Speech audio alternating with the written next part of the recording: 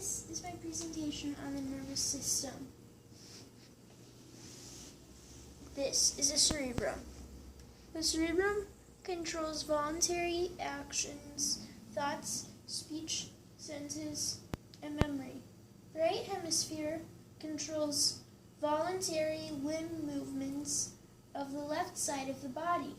The left hemisphere controls voluntary limb movements of the right side of the body. These are the lobes. So the frontal lobes control speech output, organizational skills, and certain aspects of behavior, mood, and memory. Parietal lobes control info such as temperature, pain, taste, and touch. Temporal lobes process memory and auditory info and speech and language functions. Occipital lobes receive and process visual information. This is the spinal cord. Cervical nerves control movement in your arms. I don't know how to pronounce it. Sorry, thoracic nerves control movement in your back.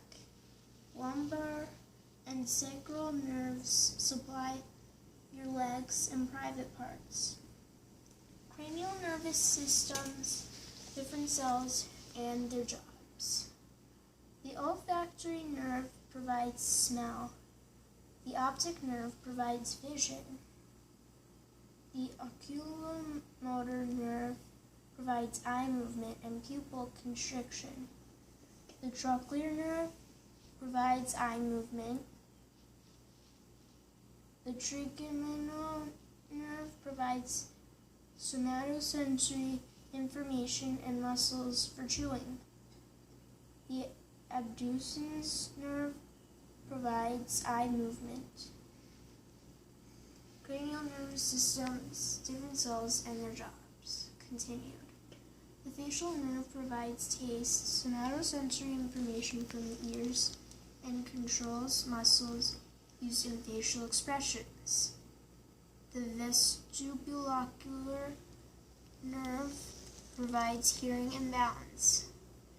The glossopharyngeal nerve provides taste, somatosensory information from the tongue, tonsil, and pharynx, and controls some muscles used in swallowing.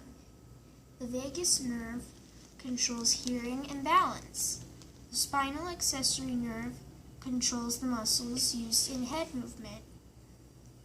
The hypoglossal nerve controls the muscles of your tongue. This is the retina. Rods provide night vision and peripheral vision, and cones provide the ability to read. Autonomic nervous system. Muscles control functions as the source of power. Glands secrete a substance for use in the body. Peripheral nervous system. Sensory nervous cells send info into the central nervous system. Motor nervous cells also send info into the central nervous system. These are the main cells that are damaged if you have Parkinson's disease. One famous person who has this disease is Michael J. Fox.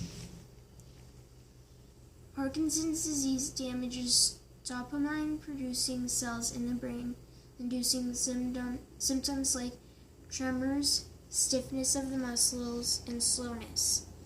Very early signs of Parkinson's include loss of sense of smell.